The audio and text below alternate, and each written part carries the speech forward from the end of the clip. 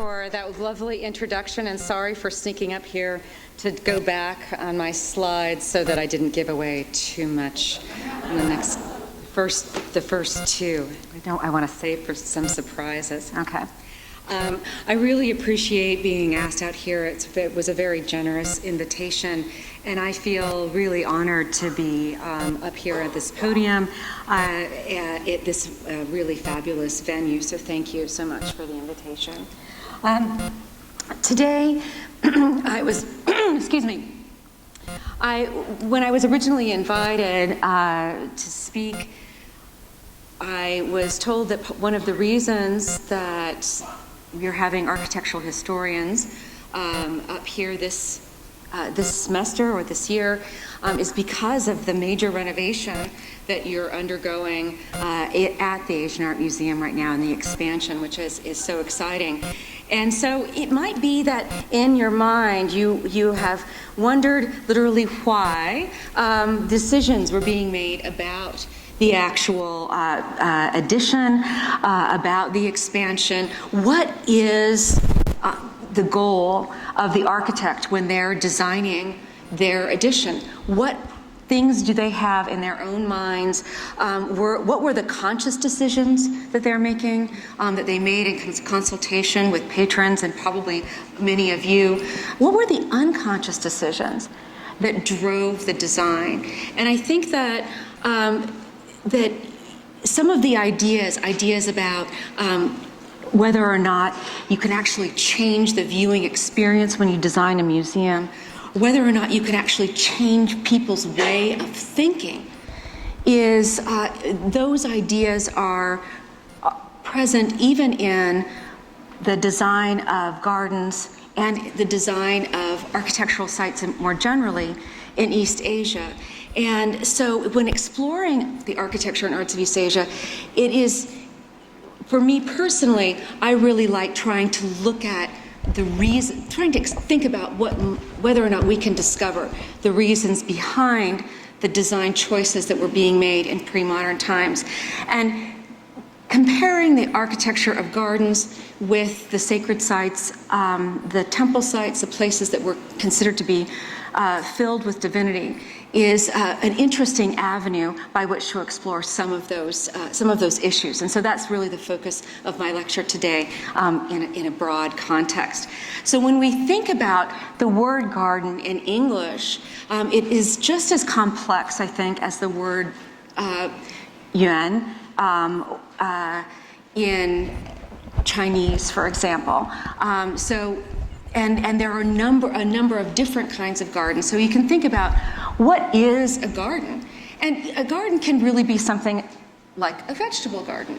My mother gardens vegetables. I garden flowers. We have different kinds of gardens, different choices, and it has these goals of the garden actually do result in a different form. So similarly,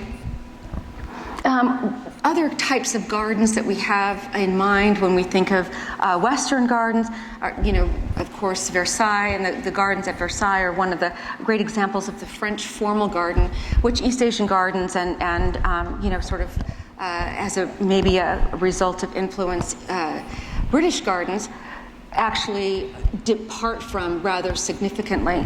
So these ideas of gardens or sort of forms of gardens vary based on purpose and based on tradition.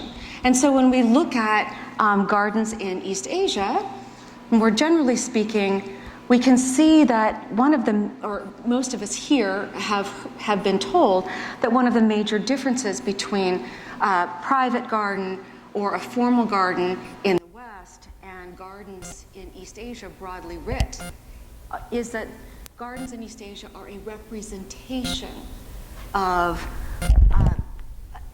the larger world, a larger landscape, whereas gardens in the West are really, they have different goals. They're cultivating flowers, showing particular aesthetic design influences traced back to geometries of the Renaissance, for example.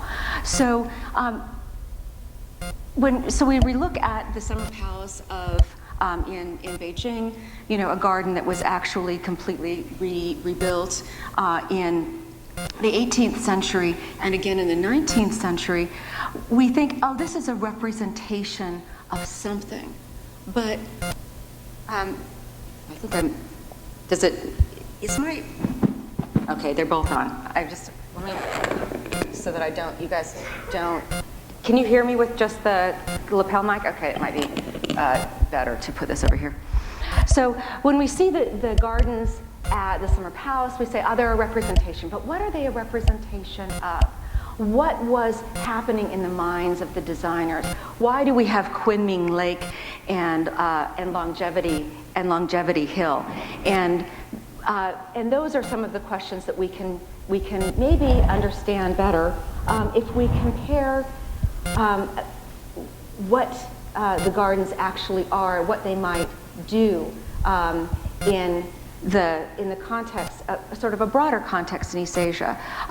So my training and background is really in Chinese architecture.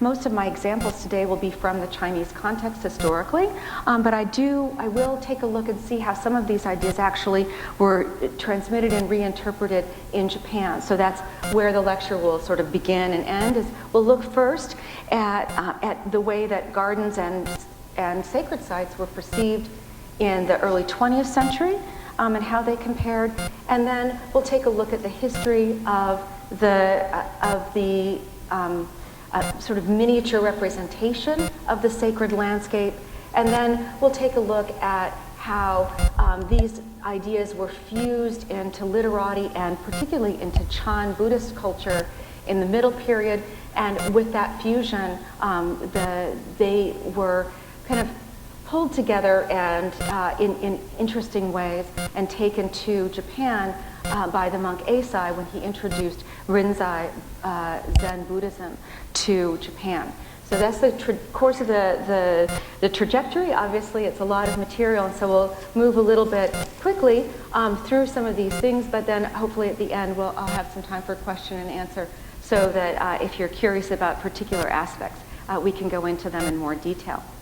So, in the early 20th century, in 1934, actually, members of the Society for Research in Chinese Architecture, including such luminaries as Liang Sicheng and Lin Huiyin, his wife, traveled to southern Shanxi to survey, really for the first time in an academic way, the architectural sites, historic architectural sites of China. And they went to the sacred site of Yangtze, which you can see up here on the left, and located in southern Shanxi province. And what they said when they walked in the door, I think, is quite telling for understanding the relationships between temples and gardens. Liang and Lin described it in this way.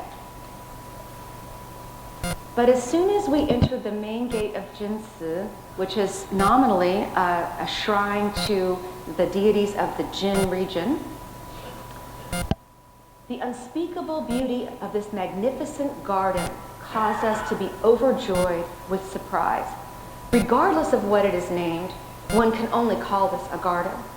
Actually, the layout of Yangtze resembles both the courtyards of temples and the beauty of a palace garden. The whole has at once a broad open plan and the elegant interest of deep curves. The grand halls and towering pavilions are situated between ancient trees, dancing pools, and reflective bands of flowing water. They genuinely resemble the courtyards and pavilions of an enlarged private residence.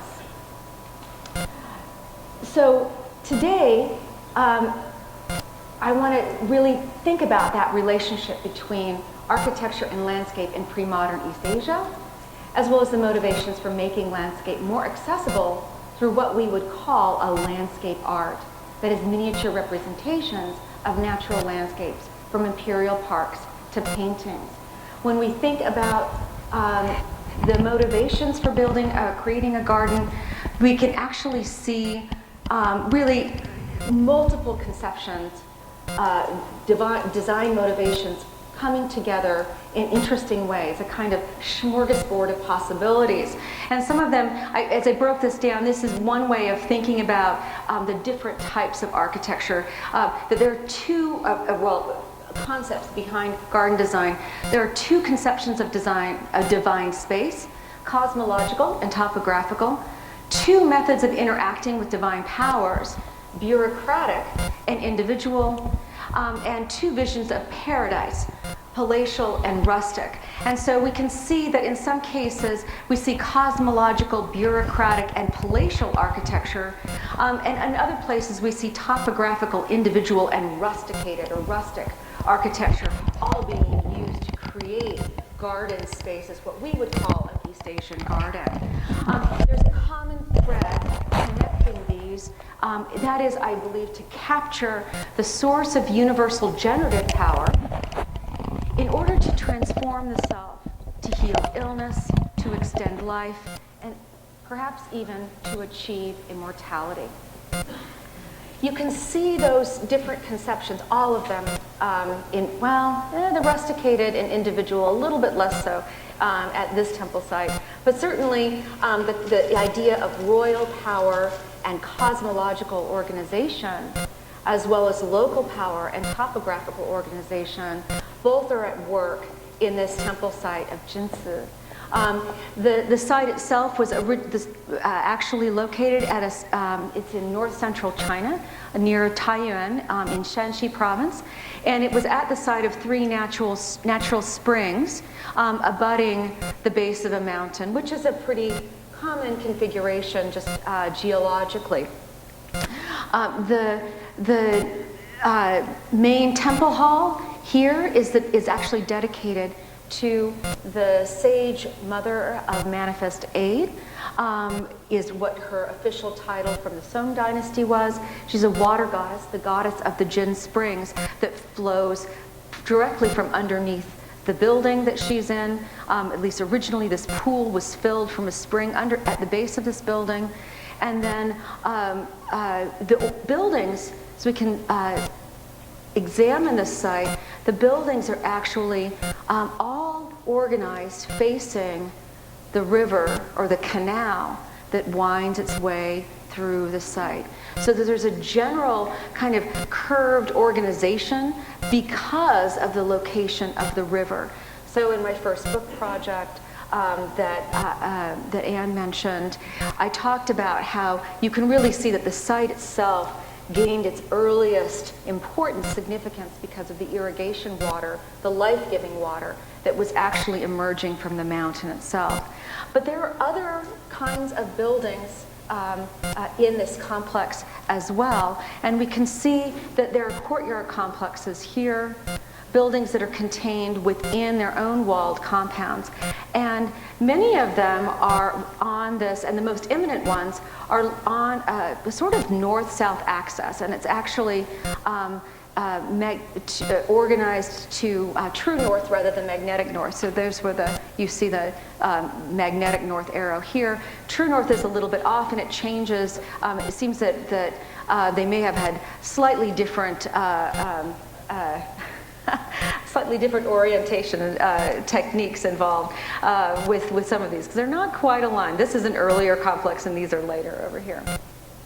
But you can see when you take a look at the overall picture, just why Liang and Lin thought this looked more like a garden than it did a temple. And we're willing to just say, I don't care what it's called. It's not a temple site. It's not a shrine to ancestral spirits or anything, which Yangtze, the name, implies. Instead, it's really a kind of garden complex. And it's a relatively dry region, and lots of willow trees. And even from the Tang dynasty, the famous poet Li Bai came to this place and wrote about having a picnic underneath the willow trees with some dancing girls and some friends. So really he was using it, even as early as the Tang dynasty, he was using it as a kind of garden space. And that's part of how these temples could be used. So the overall organization is kind of lost when you walk through the site. When you look at it from a distance, you can see that the water is the major organizing feature for the individual temples that are left open to the site, but that we also have a kind of cosmological orientation where building complexes are actually oriented north-south. And these two different systems of organization have their own histories. We don't talk really much about the history of popping little buildings into temple sites, making a temple site out of a garden landscape, but we talk in our Chinese architectural history a lot about these courtyard complexes, which really come to define the palatial architecture that we see from as early as the pre-dynastic Zhou Palace at Fengchu in Qishan in Shanxi province, right next in the province to the west of Shanxi. And this one from the earliest, this is the earliest sort of Zhou dynasty architectural compound that we have excavated. This is a reconstruction drawing by well, it doesn't matter who it's by, whatever reason, his name is slipping out of my mind. I can picture him, but his name is slipping out of my mind. Anyway, so reconstruction drawing of the excavated site by Hoshin, that's who it was, who did this one. And you can see that you have a north-south organization, and it is actually north-south, and main buildings on a central axis, courtyards separating them, and then all surrounded by buildings, smaller buildings that enclose the structure within a walled compound, and so that you walk in and it's contained, it becomes a kind of universe in itself. It's abstracted from the local context, and it is in that sense a kind of complete controlled environment, and the organization to the cardinal directions is something that may have been important to people who were expressing their power through their architecture, their right to rule through the deities above, and in particular in the Zhou dynasty, their primary ancestral deity, was heaven. So the rulers following the Zhou dynasty took on the appellation of the son of heaven, Tianzi, because heaven selected them for their rulership. So that cosmological orientation was significant for rulers who were from the Zhou dynasty, but also rulers who thought to appropriate the tradition of the Zhou dynasty, the same tradition that Confucius lauded throughout imperial Chinese history. So if we could talk about a central kind of Confucian architecture, in many ways the courtyard compound oriented to the cardinal directions has that history and resonance. So in this case at Yangtze, well, I'll talk about in a minute precisely how that manifested. It actually does connect to the early Zhou dynasty. So the Sage Mother Hall is the main hall dedicated to the spirit of the Jin Springs.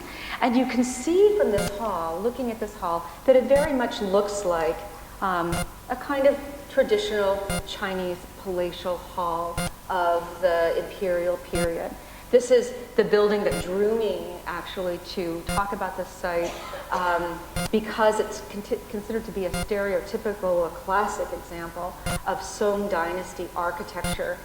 It was built almost certainly between 1038 and 1087. There was an earthquake in 1037. It was, and then we have a date of on the interior of the main days that holds the throne that holds the Sage Mother of 1087, and it talks about actually the dragons that are used to frame the entirety of this front facade. There's actually texts that talk about the dragons being the reflection of the dragon being visible in the water of this pond that this bridge goes over. So the dragon nature has, of course, water associations in the East Asian context. Dragons can bring water, but they're also symbols of imperial power. And so many people looking at this site today, and actually from the 16th and particularly from the 17th century, this building was reinterpreted as a main palatial hall relating to the Zhou dynasty queen, Yijiang, and that we should understand the deity inside as being the deity of Zhou ancestry, this royal figure, rather than a local water goddess. And that was what my first book was all about. So if you're curious, there's plenty. There's an Art Bulletin article that's shorter as well, not to drop in some shameless self-promotion here at this point. The interior of this particular hall actually has a statuary niche that's added to it, and using bracketing that also signifies royal power. And the sculpture, in some ways, is similar to Song Dynasty images of empresses. So it's logical, in some ways, to think of this figure as being a royal figure, but mostly it's logical to think of her as being a royal figure because we just have less information about water goddess worship or goddess worship in China than we do about about the worship of male deities, and also just the imperial personage of the emperor. So similar features are the color of the robes, which is hard to see under this dust, and until a proper conservation effort can be put into place, they're leaving the dust on it to make sure that nothing is taken off that would damage the sculpture itself.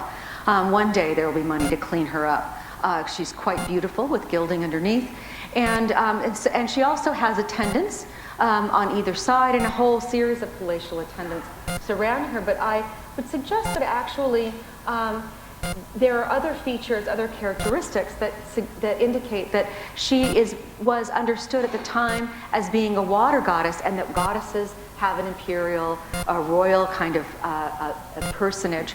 And we can see that by the water on the screen behind her, the waves, and the dragons underneath her throne. So she is a royal figure, but that royalty is tied to her divinity rather than a kind of human power. The building itself, of course, is completely open to the waterways over which the spirit of the Jin Springs had power, and these waterways, this is actually inside a pavilion that leads down to one of the most active springs today, the Everlasting Spring. So we can see how the natural spring actually flows from here and fills the canals. Originally it would have had a significantly greater flow. Here you can see the clarity of the water, which really gave life to the whole region at the time, and it was expanded in the 11th century to irrigate even more fields in this rather dry region of North China. On the northern end of the complex, we see the temple to Shu Yu of Tang. And Shu Yu of Tang was the younger brother of the King Cheng of the Zhou dynasty. And they shared a mother, Cheng, and Shu Yu in Yijiang. But it's highly unusual to have a mother shrine being in such a prominent place, which has caused all kinds of problems for people in the 17th century trying to understand what was going on with the site. This, though, really looks very much like a classic Confucian ancestral temple with an entry gateway that you go into on the south side. And then inside, again, this courtyard compound, and you can see from this image how the courtyard complex really abstracts you from the local environment. This building could be anywhere and have the same kind of physical power, physical presence. It projects, communicates the same message of Zhou dynasty royal power. Whereas if we go back to the buildings at in the larger complex, they are tied to the local site. So in trying to understand how Yangtze is really not a garden, which was my agenda. This isn't a garden, it's a sacred site. What's going on with that? Why would Liang and Lin, the eminent architectural historians, the first generation of Chinese architectural history, say, no, this is a garden? And you can see in a lot of literature that there's a temple garden category. And I would say that part of it is just a reversal. In order to understand what's going on with this site, you have to look at larger sacred sites. So I set out to sort of see how the experience of traveling to different sacred landscapes in China may have actually generated the kind of complexity of architectural design that we see at Yangtze. It was appropriate to have the buildings organized in that way because that was what sacred sites looked like, and people who were going to different sacred sites would have known this, especially officials and Buddhist monks and Taoist monks, people who were patronizing these places. The officials had an official responsibility to worship at the shrine of Shu Yu of Tang because he was a local ancestral figure. And so when actually being put in charge of Taiyuan, they had to go to that place for sacrifices. This is part of the reason why it was even in the textual record, the debate that we see here. And so to understand this, it's then useful to say, okay, well, what else were they seeing? What other kinds of landscapes informed their understanding of what a temple site should look like? And of course, the choices that are made really tie into the worship of mountains and at the in the sort of larger landscape of China. And as most of you probably know, there were really 5 sacred march mounts.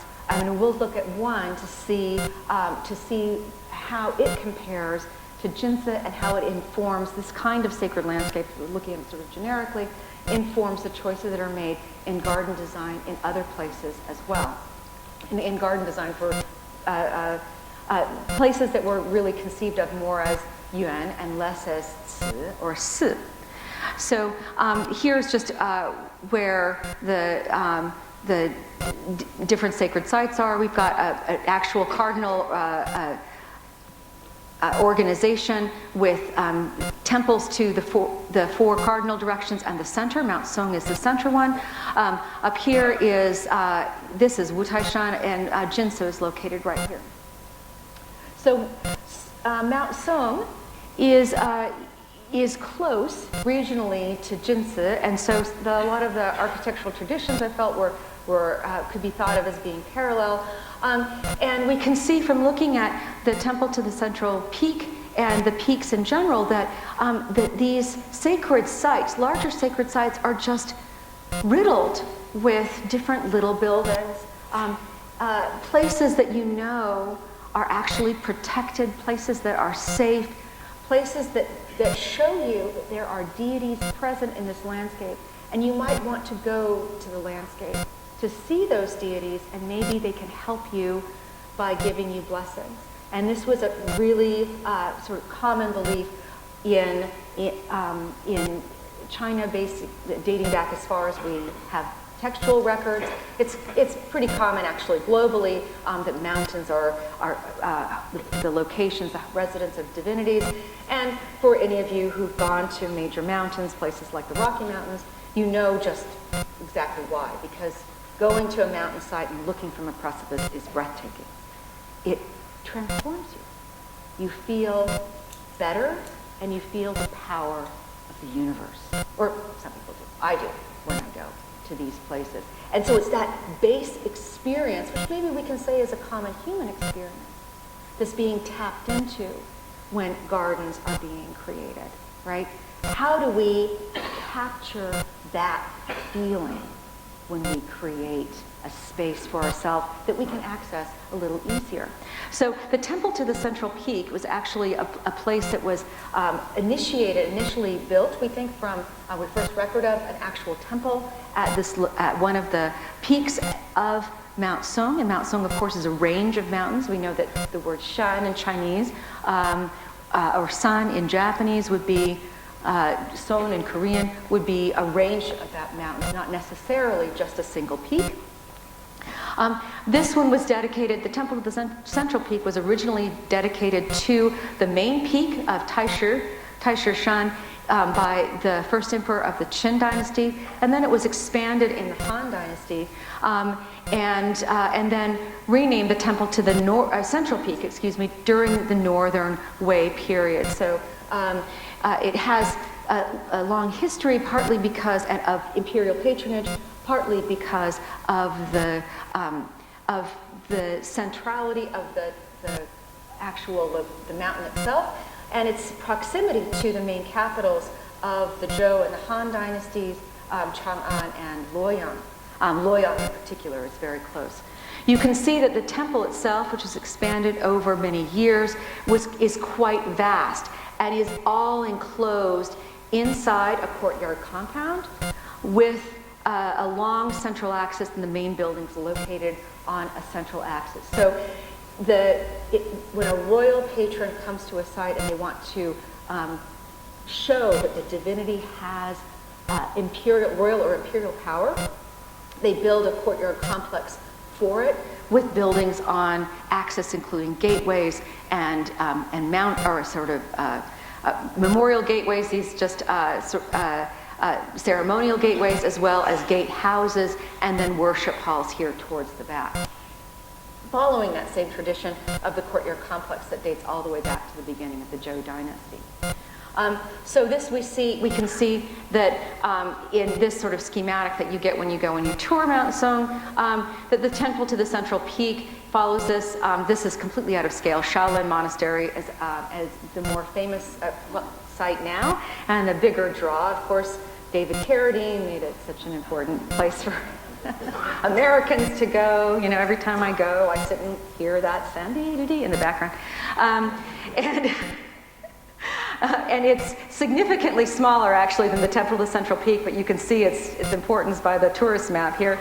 And then there are lots of other little temples all over the mountains here. So if you pan back and think, oh, how is this like,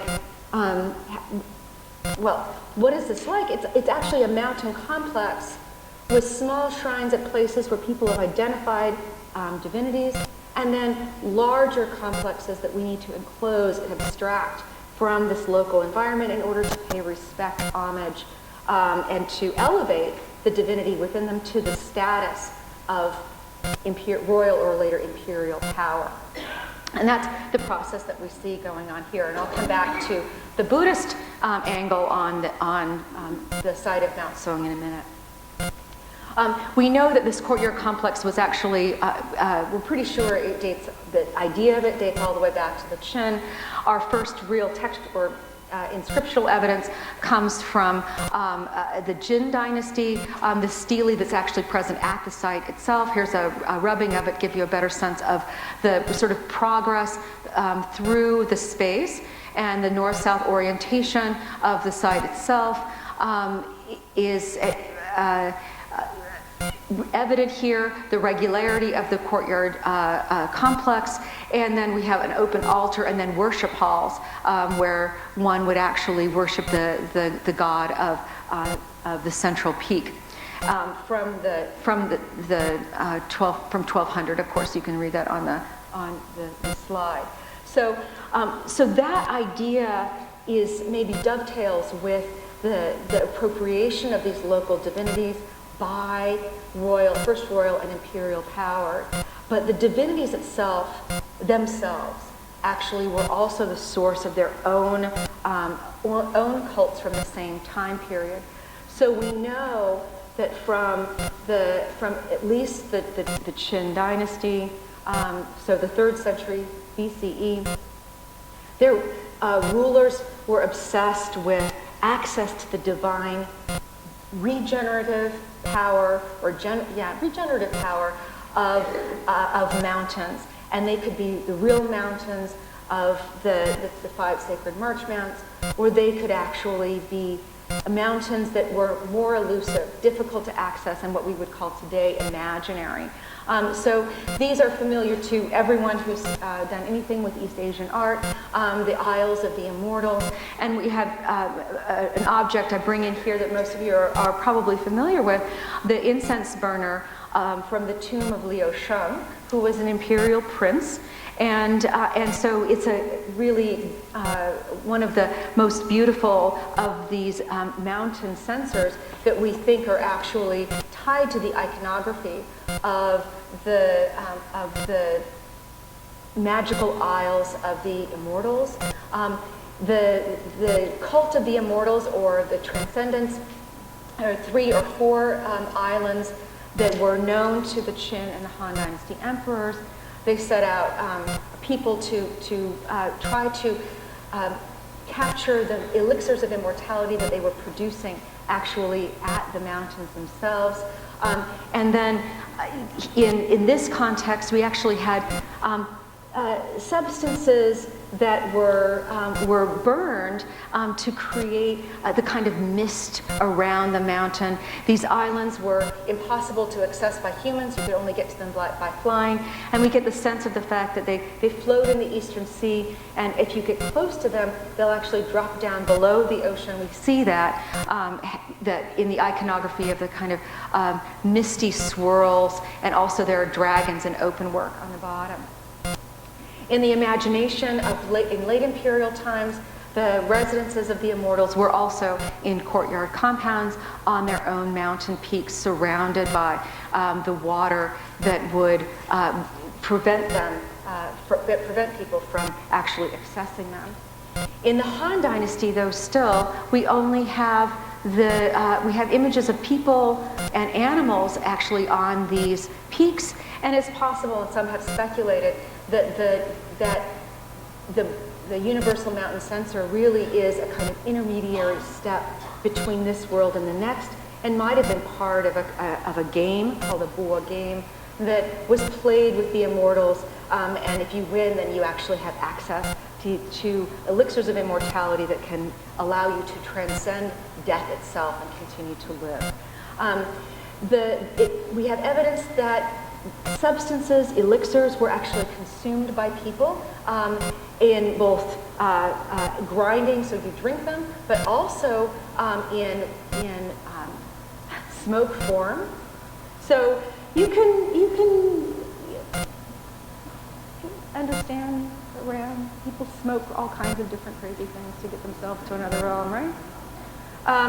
Incense was one of such substances, and incenses came from the West. Frankincense, we have some speculation that frankincense may have even been brought in during the early centuries CE. They were burned in burners that were small, like the one at the tomb of Liu Sheng. This one we think is probably patronized by Han Wudi himself, the Emperor Wu of Han. And there are stories of him actually being given incense and rejecting it. But then when a plague hit the city of Chang'an, the Western master of magic that brought the incense demanded an audience of the emperor and said, "You must burn this stuff," even though Han Wudi is like, "Looks disgusting to me." They burned it, and the city was cured, and the fragrance lingered. And so this is in some ways an early, not just an elixir of immortality, but also an early form of medicine.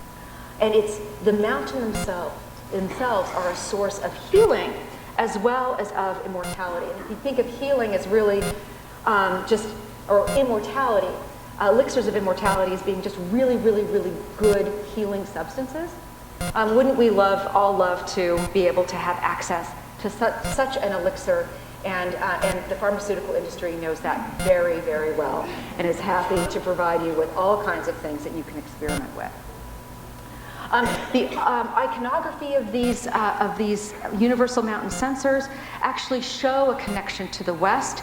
This one in the tomb of Liu Sheng's wife, Do Wan, has animals, the animals of the seasons around its base. So it actually suggests the movement of time. But among those animals is what replaces the normal deity of the north was actually a camel. So there seems from this example that people really believed that there was a shared kind of culture of medicinal substances coming from international trade in such objects. So we know that the mountain itself is powerful because it actually may have access to divinities that exist in the water. And it becomes its own kind of cosmos. So this is really a kind of cosmogram. This particular example has a very fleshy kind of humanoid form underneath supporting the mountain. The example that most of you are probably familiar with in the Avery Brundage collection has a more abstract humanoid form, but also with dragon-like creatures rising above a water basin, and then has a bird at the top, which some people suggest may be a spirit to take the souls from this kind of frightening mountainous realm to immortal realms that are safer once you have won the game of war in the Han Dynasty and after. So we could talk about this as being a popular spirit. Some people block this into Taoist kinds of activities, and you'll find that in this lecture I really don't talk about Taoism much at all. Instead, I mention it mostly in passing, and I'm really focusing on something that I would call more of a popular belief that informs Taoist practice as well as Buddhist practice. And we can see that Buddhism also has a parallel kind of iconography, but it's just different enough to be distinct from the Taoists, and most especially to be distinct from that local religion, because the people who are specializing in Buddhism, yes, I am sure, specializing in Buddhism actually wanted to define themselves as doing something very different from popular worship. So the Mount Song was quickly seen as a site of sacred power, and Buddhists moved in, we think possibly from the very first establishment of imperial patronage of Buddhism in the 1st century CE. The first monastery may have been founded here between the Temple of the Central Peak and what we know, the famous Shaolin Monastery, which is associated with Chan Zen Buddhism. And this one probably it may have been founded as early as the 1st century. Certainly by the 3rd century, Shaolin Monastery was founded in the 5th century. So the idea of a sacred mountain being the residence of divinities is something we see very strongly in early Buddhist art. And so this parallelism worked extremely well for Buddhists as they moved into the Chinese context, and is part of the reason why some of these sacred sites have been thought of as being converted by the Buddhists. And Mount Song is one that people argue about as really having been converted by Buddhists and particularly Zen Buddhists. But of course, Buddhism has its own tradition of imaginary or cosmic mountains, and we see that those mountains can take on a different shape. It's not the natural, kind of mysterious, unpredictable mountain. Instead, it's much more regular, square often in plan, and stepped in and stepped out, and it forms the base of many sculptures. Here's a schematic it's described in the Amidhamma Kosha of having 4 tiers going in, and then sometimes represented as having tiers coming out, even sometimes considered to be a mountain turned on its head. So you have this hourglass shape, above which is the palace of Indra, and above that is the Buddha himself.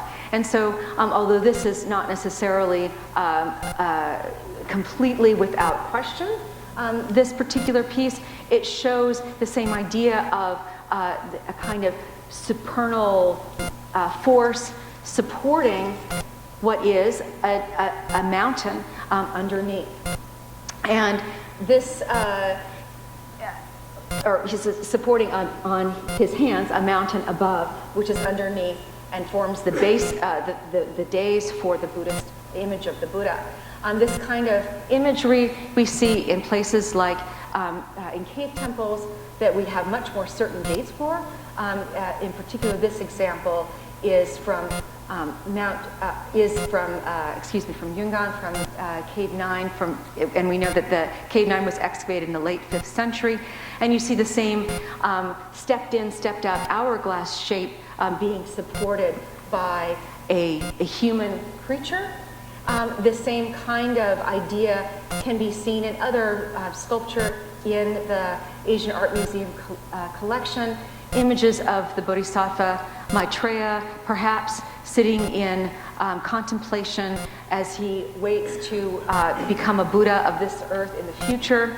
Underneath dragon trees in a kind of natural environment, but below him is an actual incense burner supported by humanoid figures here, and above another humanoid figure that supports a single-story pagoda that is blossoming out of a lotus, actually coming out and sitting on a lotus blossom. And here's a detail of both of these. You can see both are supported by human figures that seem to represent a kind of the generative force of the cosmos that is found in the waters, in cosmic waters in the Buddhist world. That same kind of iconography of the Mount Sumeru, the cosmic mountain, continues to be used all the way into the Song dynasty at Lingyansi. So we'll take a little bit of a break now, and then we'll come back and talk about how Buddhism became a local sacred site, Mount Song became a local sacred site of the Buddha, let me, before you go, Mount Song became a local sacred site of the first patriarch of Chan Zen Buddhism, Bodhidharma, and then look at and see at how the Literati appropriated all of these ideas for their own garden culture. Okay, so we'll see you in about 10 minutes. Let's go ahead and get started again. So that we have time to look at how this kind of plays out in a larger way. I will go back.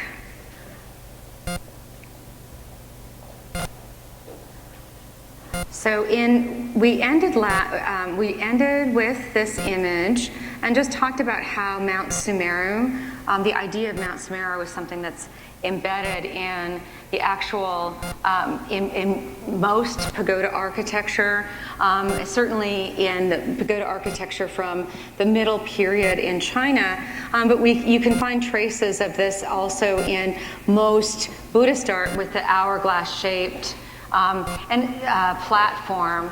And here, actually, interestingly, there you can see little teeny kind of, well, I can tell you what this is. The carving here is just a little petals, and this is actually sitting on a lotus blossom that's emerging from an ocean, the actual cosmic water. So that symbolism is very much part of Middle Period pagoda architecture for those who are interested. So the idea of the sacred site and the idea of the mountain emerging from the cosmic waters is something that we can see as being shared really in many ways we might actually be able to pursue that more closely shared really in between Indic and Chinese culture, and certainly it was emphasized in Buddhist art once it was translated into the Chinese context, partly because of the importance of the cult of the immortals and this quest for healing substances that can only be found in mountains and can be found by divine beings that might reside in these mountains. So some of the ways in which Buddhism appropriates this idea in the East Asian context actually can be seen by looking at the trajectory of the patriarch of the first patriarch of Chan Zen Buddhism, Bodhidharma. Bodhidharma, we believe he actually initially traveled to the Southern Dynasty's courts, where he taught. But there's one line that says that he traveled to the Southern Dynasty's courts and taught there. We don't know which direction he came to Mount Sung, from which direction he came. There are some who suggest that he came overland. There is also a tradition of him coming from across the Yangtze from the Southern Dynasty's courts and to reside at Mount Sung. The research of Bernard Forrest suggests that actually the idea that Bodhidharma ever made it really to Mount Sung, or at least was here in this little cave back here. And this, you see on the map, is the first patriarch's cave. It is the cave of Bodhidharma. That might have been something that was part of the development of Chan Zen Buddhism in North China in the late 6th and early 7th centuries. So it may be very late. Bodhidharma was thought to have lived in the early 6th century. It may be that it's only a later tradition that attaches Bodhidharma in his person to this particular site. But in that later tradition, we see that, and Bernard Forrest, one of the people who really emphasizes this in his discussion of Mount Sung, is that we see that it's important to have a cave for him to reside in because this is where he performed his wall contemplation. So people who specialize in Buddhism know that wall contemplation is really a kind of metaphorical idea. It is trying to actually achieve a particular goal in Buddhist meditative practice, but because of the name wall, it went from kind of wall contemplation, and for those of you who know Chinese, of bi guan, to facing the wall, mian bi, and he is said to have meditated for so long that his shadow was actually imprinted on the wall that he was meditating on. This is also the point where he was trying to stay awake and he ripped off his eyelids in order to keep himself awake. And those, he threw them down, and tea was grown from his eyelids here. So that rings a little less true than casting your shadow on the wall, but probably all of it's a myth. But in any case, you can go now to this sacred site, which only was given a gateway to approach it. Of this form anyway, in the 17th century. Instead, here's our little arcuated cavern, and you can go inside. They really don't want you to take pictures inside. You can go inside and actually see where he meditated. So the idea of the individual monk or arhat, a human person going into the mountains and actually finding there a source of enlightenment, is something that we see being very attractive in Buddhism, and very appealing to Zen. We can find it you can find this kind of imagery in the Asian Art Museum collection, the Avery Brundage collection as well, both with Bodhidharma crossing the Yangtze from the southern courts to get to Mount Sung. He's on a reed here. But we've got the grotto there over the Yangtze, and doesn't seem likely. But that's all fitting into this iconography of the grotto being a place where you can actually find immortal substances that will help you with immortality, achieve immortality. Sorry? As well as burning incense. Here we have an arhat or a lohan in Chinese, a person who's on the path towards enlightenment. He's sitting in a cavern with trees above him, and these look like pine trees, and then burning incense. So the fragrance is actually part of that transformative process. So this is very much tied into the Buddhist iconography from at least the Tang Dynasty, if not before, at Mount Song. So that even that reads a little late for finding your substances that will help you with immortality, or if you or in some mountains where Bodhidharma's been with his eyelids, you can find tea, which we all know after we drink a cup makes you feel a little more immortal. That these great substances exist in mountains, and you can go and find them. You can also escape from other kinds of dangers by going to mountainous or garden environments. And so it's in this kind of space that people who were afraid of the court, like Shikang, one of the main of this personage of the 7 sages of the Bamboo Grove, which many of you are familiar, one of the most famous group of individuals who decided that being in court was too dangerous, and that they should reject that and go into spaces where they can actually be defiant and not comply with the formal structures of polite society or with the demands of the emperor. And so Shikang, of course, had good reason to be afraid. He was the leader of the 7 sages of the Bamboo Grove. He was married into the royal family of the Wei dynasty. He worked for the Wei in the 3rd century, but then when they fell, when the Jin dynasty took over, he really didn't want to work for the Jin. He thought that they were corrupt and horrible, and refused to do so, but still managed to get lured back to court and was eventually executed. So it was good that he stayed away for as long as he did. When he did stay away, he actually, one of the things he wrote, among many things, was a text on nourishing life, which is Yangsheng in Chinese, or Yangsheng Lun is the text that he wrote. So I find it interesting. Usually in art history, we talk about these people, being rebellious and saying that all of the accoutrement of the world are so much duckweed in a river, that it's totally, all of this stuff is useless, and money is useless.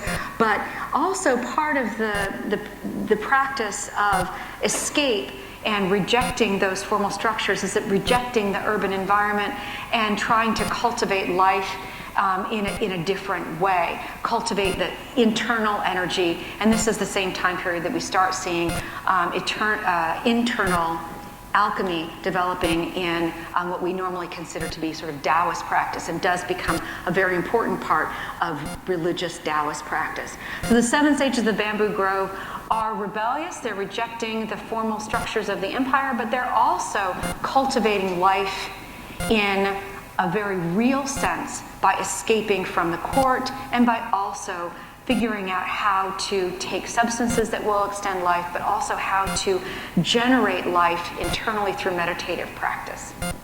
So this is one area which really appealed to the educated elite and becomes part of the narrative of the Literati Garden, which has a different kind of appearance than the normal sacred site, because the buildings in the Literati Garden tend to be more rusticated.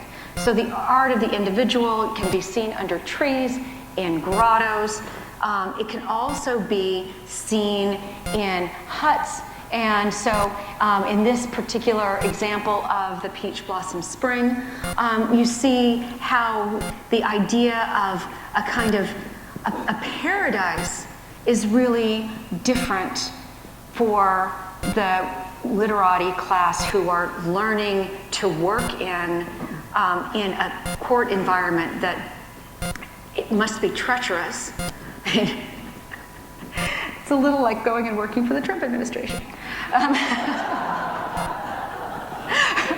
Maybe I don't want that raise after all. I'll go back to my hut.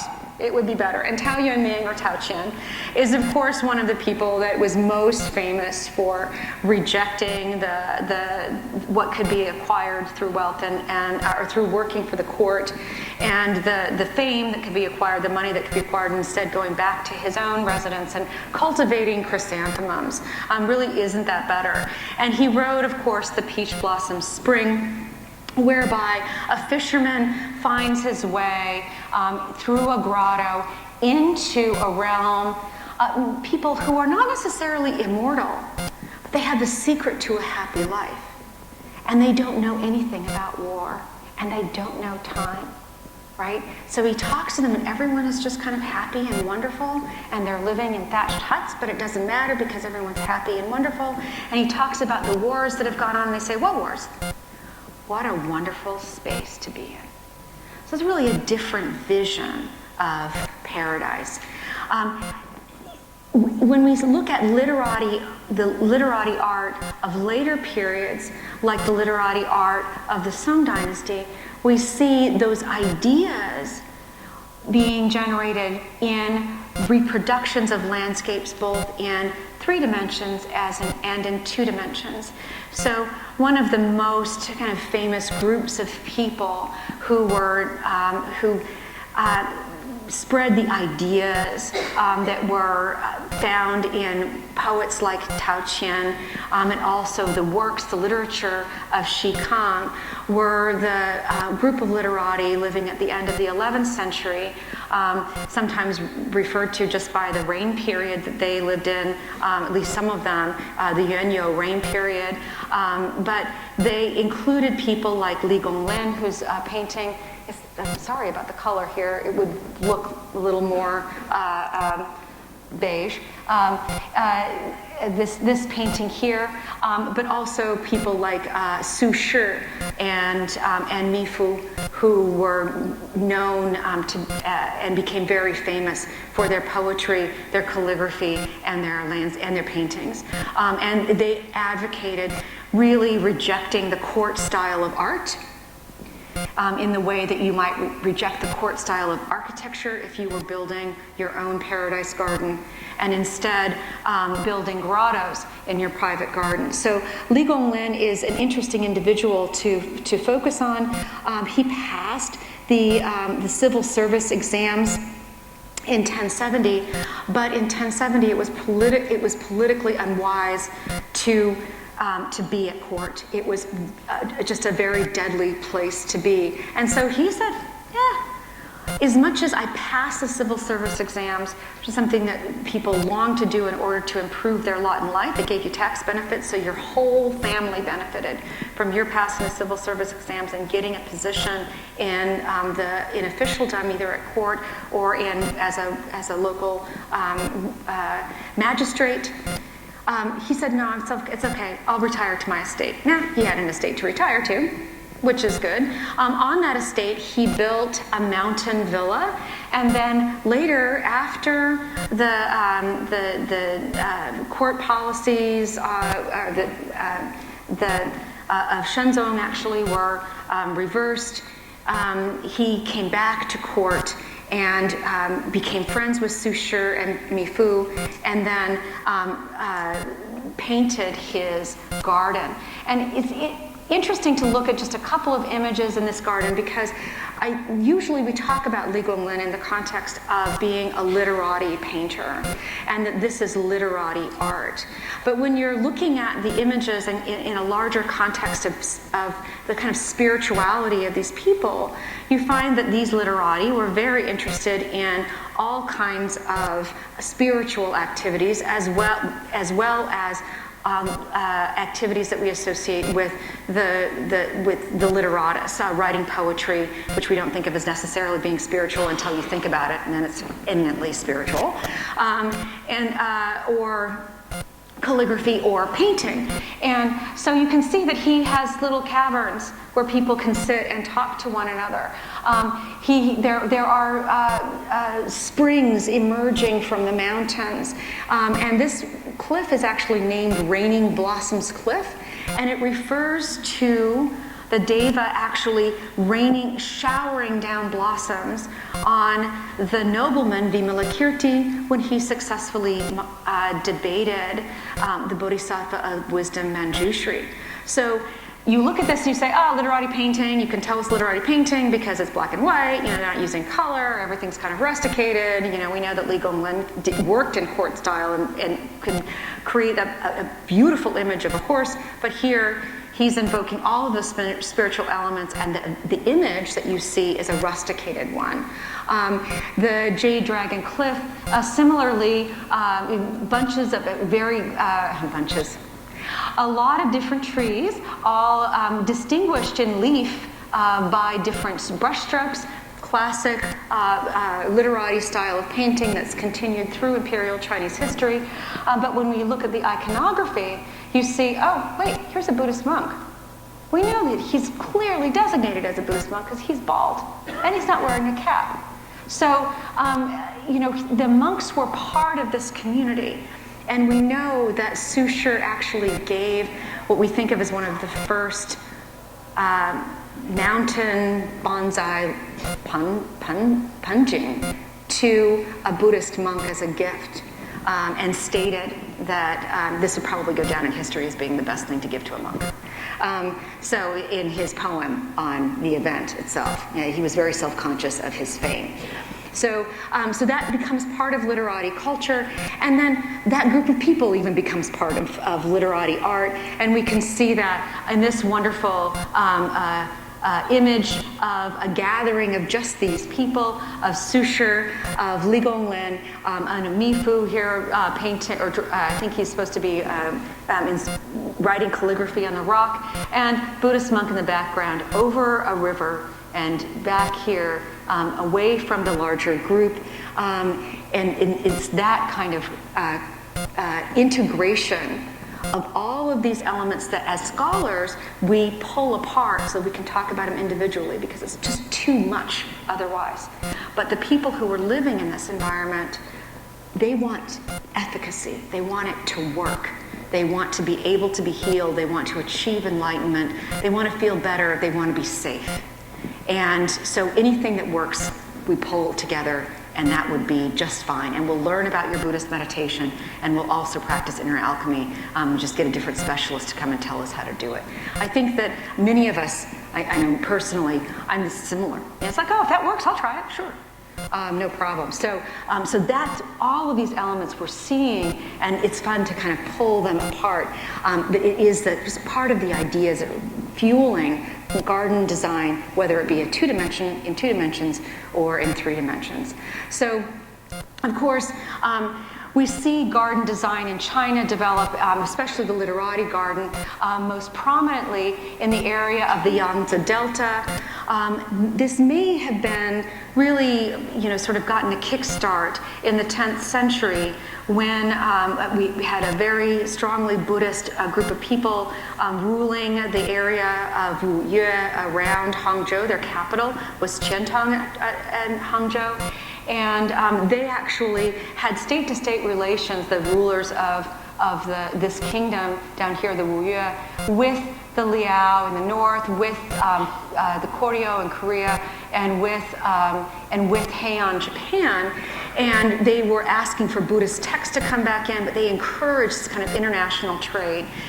This became, the area of Hangzhou was called Lin'an in the southern Song after the Jin dynasty conquest of the north, and became the capital of the southern Song dynasty. The heightened economic activity, particularly in the 15th century, with the building of Beijing and the dredging of the canals that linked the Yangtze Delta to Beijing, The trade along that canal really enhanced the wealth of the region.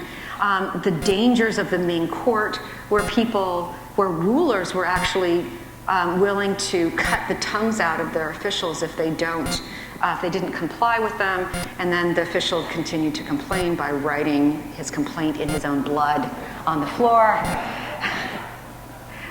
But they literally would beat their officials to death in court. This dangerous place of the court may have also inspired a garden culture in the Yangtze Delta when people like Wen Zhengming, for example, came down and visited his friend Wang Xiancheng, and they constructed the sort of baseline of what we understand as being the garden of the humble administrator today. So we see that we'll just take a look at this garden, and I don't want to spend too much time because we'll never get to Japan if I do. But the garden itself was structured into three major components that you see today. This central garden was really the one called that carries the name of the Garden of the Humble Administrator, and of course that. As many of you probably know, the name itself came from a phrase written by the poet Pan Yue, and who also was someone who lived in the 3rd century and was afraid of being in the court context, and decided that living a humble life in a private realm would be a better would increase the chances of immortality, for sure. Maybe it'll get you actually to 70 or 82 before you get to immortality. So the garden as we see it today, of course, was restored first in the 50s, but then in later times. But we get a sense by looking in the central section at just the way in which maybe the Ming Dynasty garden may have looked. And I think that's the reason that we all come back to the humble administrator's garden that was established and in this, maybe this section established in the early 16th century, that this might have been what a Ming Dynasty garden may have originally looked like. So the garden during this time is something that Craig Clunas emphasizes in his book on Ming garden culture, fruitful sites. That this garden was not just a garden, was not just a yuan, it was also a garden that would be used to grow vegetables, and they would drain so in that sense a pool. So you could grow vegetables here that you could eat. You could grow pickling the plums that are on the plum blossoms that we know as being a major symbol of spring, and we talk about as being a symbol of spring. Those plums were used commonly in relishes. So this is, and you can eat the dried plum. It actually makes you feel better when you're. It helps relieve motion sickness, as does mandarin orange rind. So these are substances that were actually for healing as well as for their beauty. And that combination must have been particularly compelling. So we have record that there were, again, the citrus, apricot pits, fungus that grows on the pine tree roots, bamboo shoots. These are all things that could be used medicinally and would have been part of the reason for having a garden if you understood those things. And of course, someone who was educated in the manner of Wen Zhengming would have been able to, would have known that and would have been expected actually to be able to sort of treat his family in that way. The architecture, of course, frames views classically, and so we see that painting and garden architecture are always intimately connected from the Song Dynasty forward. And so in that sense, we might think of the paintings as also being a miniature version of a garden in a two-dimensional medium.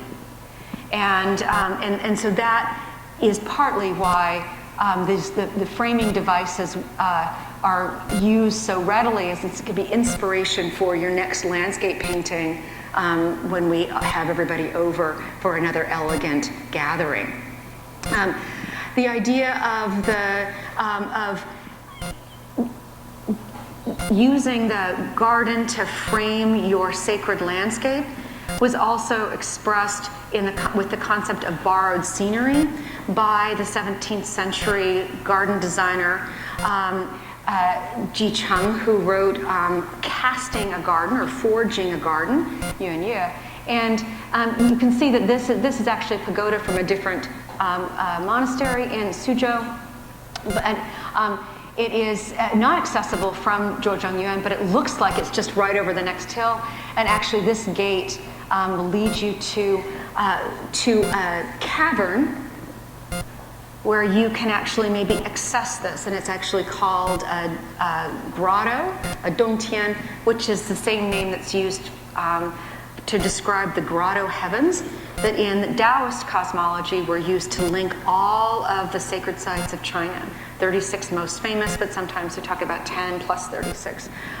So this idea of it being of the garden actually allowing you access to the larger sacred landscape of China is very much in the minds of the garden designers, and perhaps not in only a metaphorical way. So we should consider that these places are really healing spaces. They're really spaces of safety. And they may, if you have the right master, guru, friend, might actually help you attain access to immortality itself. So if you don't have the resources to build yourself a garden, you can have your friend come over and give you a copy of his paintings of the garden. And this is a single album leaf of one of two sets of album leaves that the literatus Wen Zhengming painted for his friend Wang Xiancheng after he also had his time at court and decided that it was too dangerous and horrible, and he really needed to leave. So he came in and painted a number of different scenes, wrote poems that matched with all of them. This one I think is interesting just because of the title of Many Fragrances Bank. Again, the fragrance of the space, the fragrance of the plants around this. And actually, I think I have the poem written down. It reads, "Purple luxuriance and red beauty in random array, the spring radiance and brilliance embroiders them with 1,000 artifices. In the good air and scented mist 100 fragrances mix. I love the smells that fill my bosom and sleeves. I do not let the wind and dew wet my clothes. My thoughts fly high between the flowery world. Quietly I watch as the bees dance up and down." So here are the ideas of the rich fragrance of the plants that are growing in the garden, and the garden is fertile, and we know it's fertile because the bees are there to help pollinate these plants. So in this poem, it really emphasizes the life-giving power of the Literati Garden, as well as the sophistication of being able to write about it in such an educated and beautiful way. So this ideal of the Literati Garden as a healing location became infused with Chan Zen culture, and maybe I could just say infused in Zen culture because of, and I might be oversimplifying this, in fact I probably am, but partly because of the work of Myoan Eisai, who came to the area of southeastern coastal China during the Southern Song Dynasty. And he actually went to Mount Tiantai to study Buddhism, but would have traveled in this area. And one of the things that he saw that was really compelling for him was that, and I just have his history here, which you can read, that he traveled twice in China. In 1168 to 69, and then again in 1187 to 1191. And then he learns in 68 about this new kind of Buddhism, Lingji or Rinzai Buddhism, and then decides to take that back and revive it in Japan. But partly the goal was to heal Japan, to heal the leadership in Japan, but also to heal Japan from plague. And so we know that he wrote a treatise on letting Zen flourish to protect the state, where he described these goals. He also wrote significantly writing about tea, the use of tea to actually nourish life, in the same manner that inner alchemy might have been used to nourish life by Shikang. So it's worthwhile, I think, taking a look at some of what he may have seen when he was there, or at least the things that we share in common, because these are, pictures of places that I've been, and I haven't been to Mount Tiantai. I know it's been completely rebuilt, so I apologize for not getting you Tiantai here. But the capital of Hangzhou and the Western Lake, the hills around Hangzhou are filled with Buddhist monasteries that are just built along the slopes of the hillside. They are in courtyard compounds in the manner of the temple to the central peak, because they're high status. Some of these are, especially the major Chan monasteries or Zen monasteries, would have been high status monasteries. They were supported by the court. Rinzai or Lingji Buddhism, Zen Buddhism was supported by the court. Additionally, the people who are writing about meditative practice, and particularly the use of the koan to help you sort of understand more deeply the workings of the universe, also employ the metaphors of the Xiaoshan region of southern China. And in writing about the Xiaoshan region, are using examples of places in the Xiaoshan region as metaphors in the Blue Cliff Record, provided an inspiration for an entirely new set of landscape art that we associate also with literati painting, because it was painted by people who were at least related perhaps to Li Gonglin. And one example of this is in the Tokyo National Museum. And you can see the ink washes used that are used to give a soft, kind of rusticated sense of landscape. We also associate with Chan Zen painting the paintings of the court artist Liang Kai when he's practicing, maybe, at least practicing Chan Zen, but also maybe using painting as a part of his meditative practice, although that's not the most common meditative practice in Chan Zen Buddhism. I met a Zen nun who told me, actually maybe Son nun, because it was in Korea, who told me, yeah, everybody always asks us about the painting thing. We do some painting, but we do a lot of other kinds of meditative practice as well. So it's not just this. But Liang Kai was particularly good at this, and these paintings were taken back to Japan, where they were preserved in the Buddhist context, first in monasteries there. So Eisai, again, goes to practice and learns about Chan Zen in China, becomes a certified master, and then returns where he is really advocating very strongly for the use of everything about Zen for healing the state as well as healing the local population. And he believes strongly that drinking tea, in particular the kind of tea that was consumed in the southern Song, which is the ground tea where you actually drink the entire tea leaf. And I believe that you have tea ceremonies here where people are actually serving the ground tea in a very ritualized manner. This kind of tea was commonly consumed in Song China, even on the street, by people who were not interested in anything but getting a little bit of a lift to finish the rest of their workday, but also was consumed in Zen monasteries. And Eisai brings this back and says, this will heal you. And certainly the finely ground nature of ground tea will actually allow you, medicinally we know that finely ground substances are absorbed better in the body.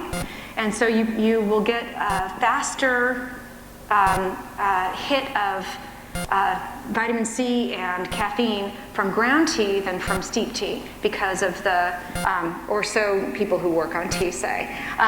So this may have, he attributes the health of the people in southern China to their tea drinking, and says if we want to survive the age of the final Dharma, where there's war and everything, and the Buddhist world has fallen apart, then we need to consume this substance. So yes, it will keep you awake so that it will help you meditate, but more significantly, it will actually heal your body. And so tea drinking became intimately tied in Japan to Zen practice in ways that it wasn't necessarily so completely tied to Zen or Chan in particular in China. It had a broader reach and not such a tight association with Chan.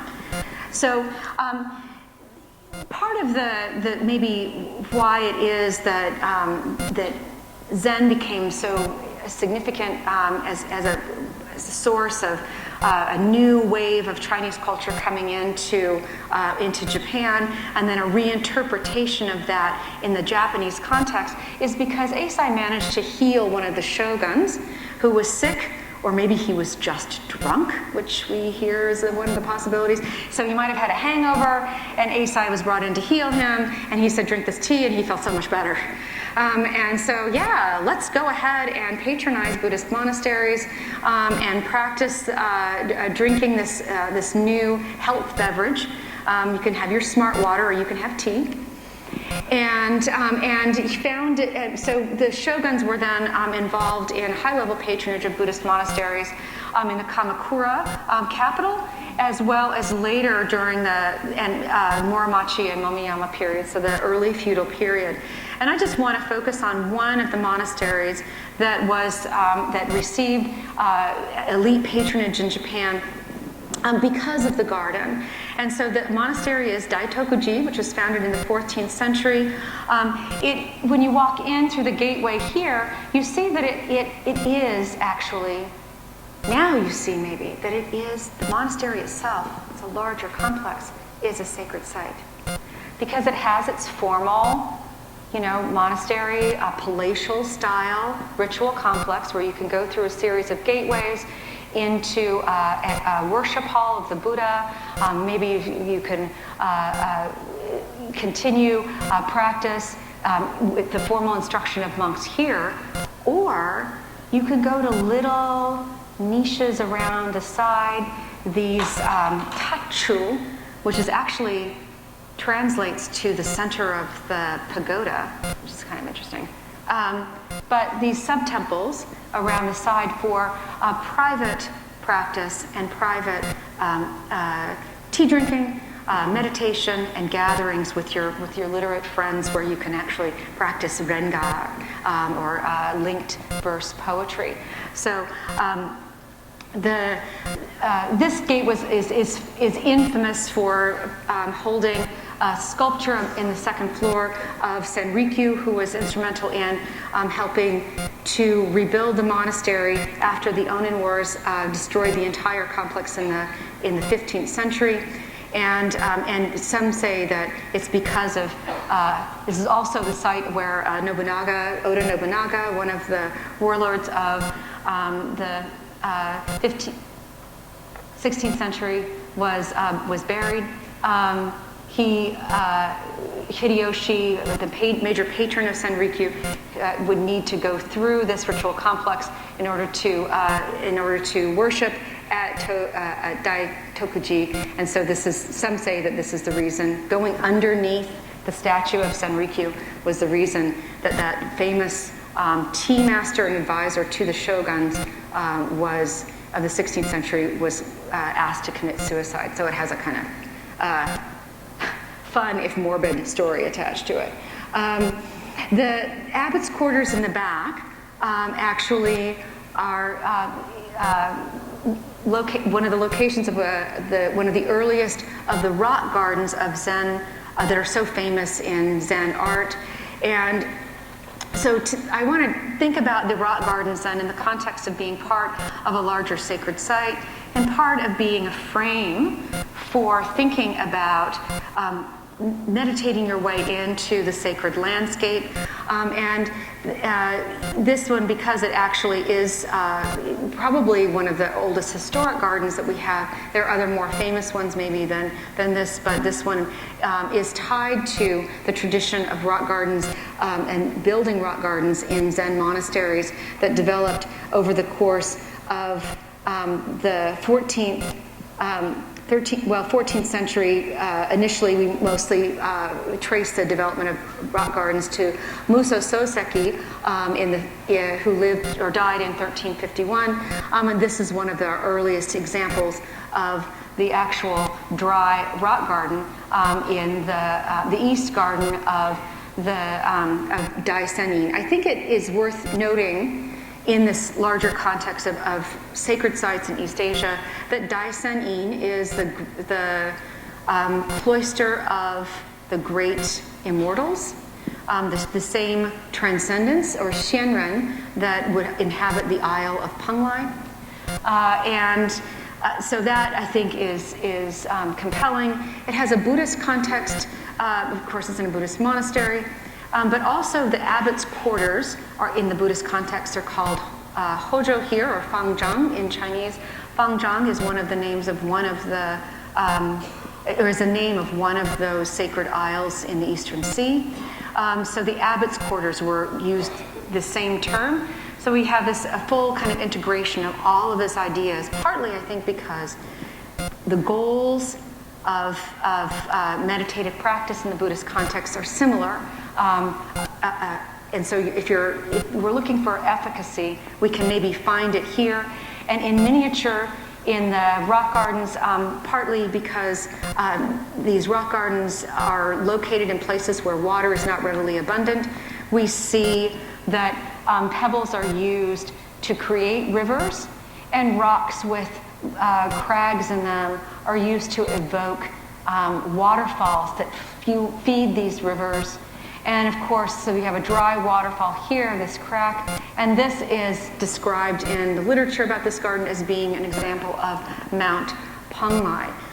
In the Zen context, of course, in this back garden, we really see an emphasis on the rusticated quality of the individual who is seeking his own personal enlightenment or transcendence, and so we don't see an emphasis on the kind of palatial nature of possibility for royal divinities, but rather the rusticated nature of the individual. On cold days, when you don't necessarily want to have your garden or your doors open directly to the garden so the fragrance of the natural garden comes in, you can burn incense on the inside and be framed by views of the Xiaoxiang region, maybe practice some koan that you've read from the Blue Cliff Record, and then patronize so these places, Daitokuji in particular, becomes a place of a patronage of the arts as we understand it now today. And we see some of the examples of one of the artists that was working for the shogunal courts in the 15th and 16th centuries, Soami, potentially having painted this screen or one like it.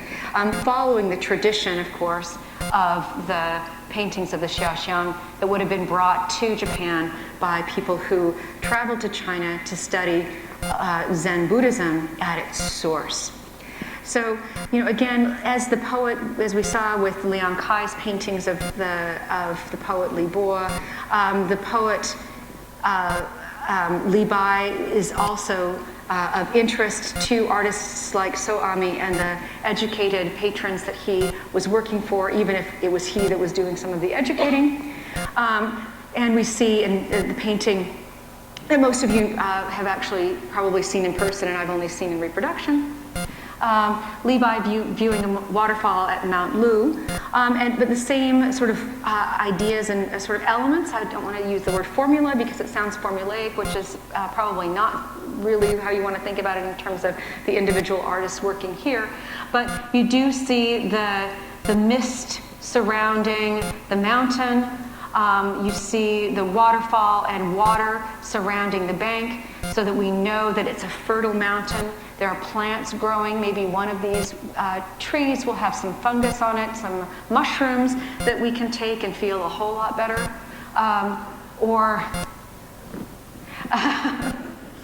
They experimented with everything, right? Then the poem, I think, is particularly compelling because Lushan was a famous place of a lay Buddhist community.